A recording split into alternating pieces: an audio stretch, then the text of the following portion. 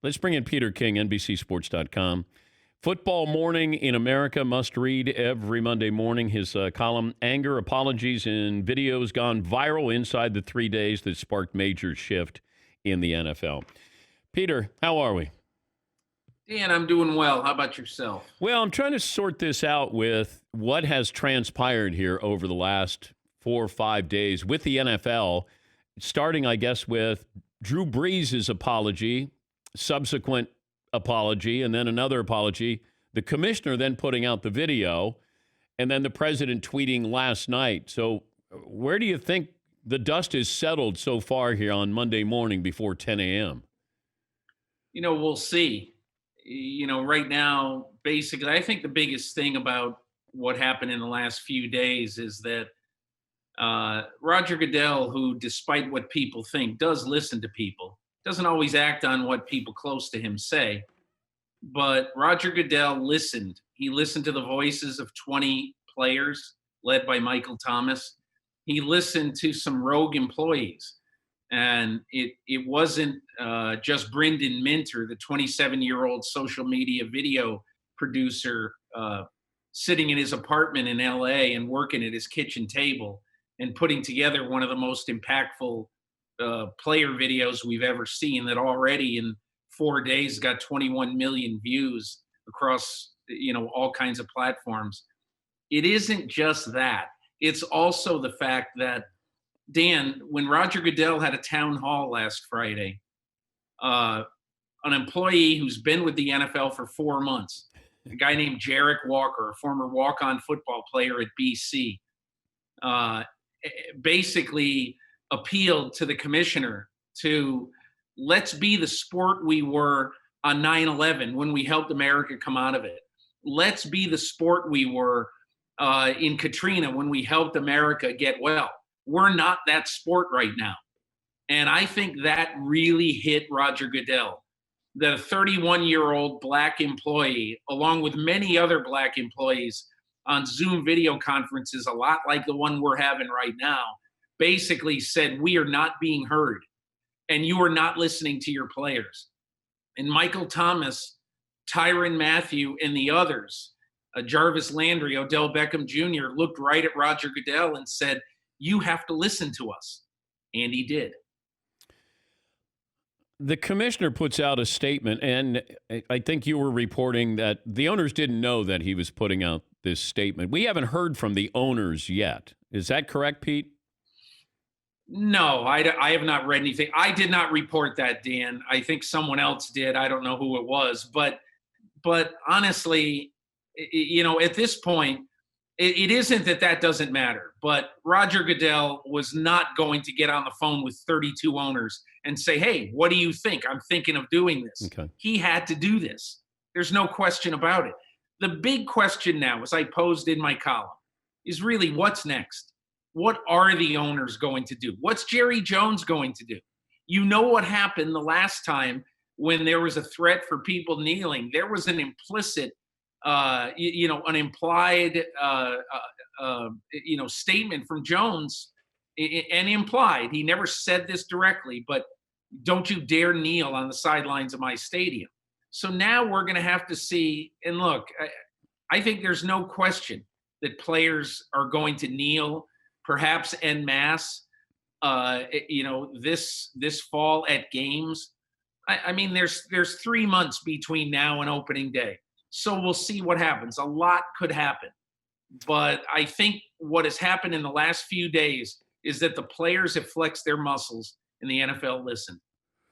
Well, we got 6 weeks to training camp, whatever training camp's going to look like. And I was reading Mark Maskey in the Washington Post saying that there's a little bit more of a sentiment or a feel. I'm paraphrasing here, of maybe Colin Kaepernick gets a true chance now.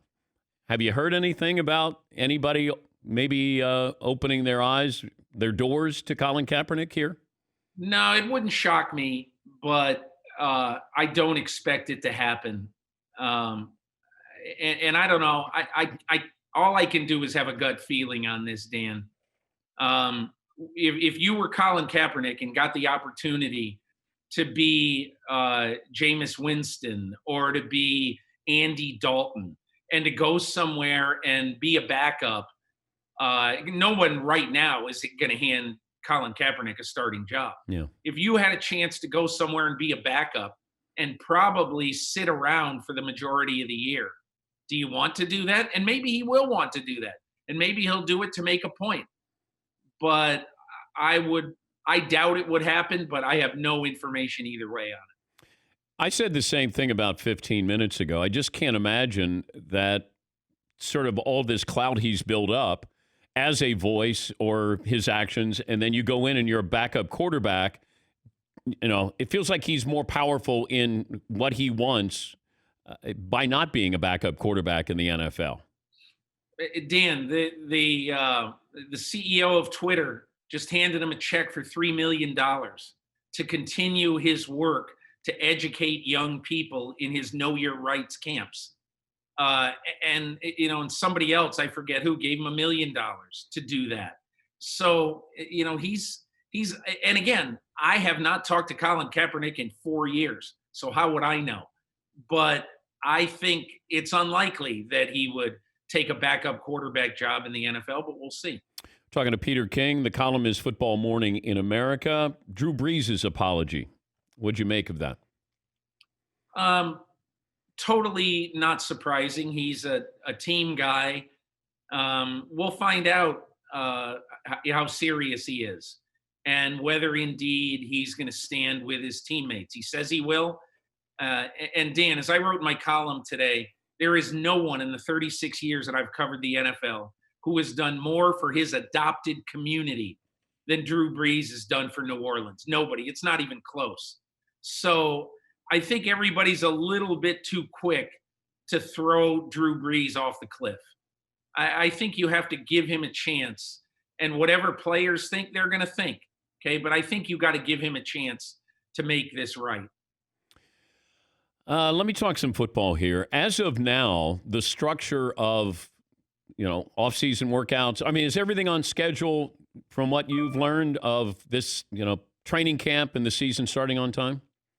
Yeah, I talked to Alan Sills, the NFL's medical director, the other day, and he said everything right now, as of right now, is on course to happen the way it normally would. Now, 11 teams won't be going away to training camp. All training camps will be held at the home facilities. We'll see what kind of bubble can be built. Will media be able to cover training camps? Will they be the normal kind of training camps that they always have been? Will there be preseason games? And those are the things we just don't know right now. The one thing I thought Sill said this on Adam Schefter's podcast last week. I thought it was a great point. He goes, 3 months ago.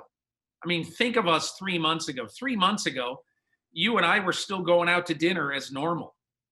And the first game of the regular season is 3 months from this Wednesday. Yeah. So a lot has happened in 3 months, and a lot can happen in the next 3 months. But all you can do is go by what you think right now. And the NFL, I think, in adopting these positions, these new jobs, like infection control officers in each organization, every facility is going to be spick and span. The bubbles will be built, and we'll just see how it goes. What's your biggest question going into this season, football-wise? Will the disease come back? Will the second wave of the disease ramrod itself into the United States on December 10th and force the NFL to not play football? That's my biggest question. I think they're probably going to start the season. And I think at one point or another, a big star is going to be held out of a game because he tests positive. Maybe there will be 5 of those on one team, and that team can't play this week. But I think the overarching question is, will the second wave of the disease detour the NFL season in week 12, 14, 16? What do you think the NFL thinks about the month of February, of maybe extending the playoffs or a week before the Super Bowl to get that Super Bowl towards the end of February? Basically, let's own another month. Is that part of the it's logical. It's certainly, they can play the Super Bowl any one of those Sundays in February in Tampa.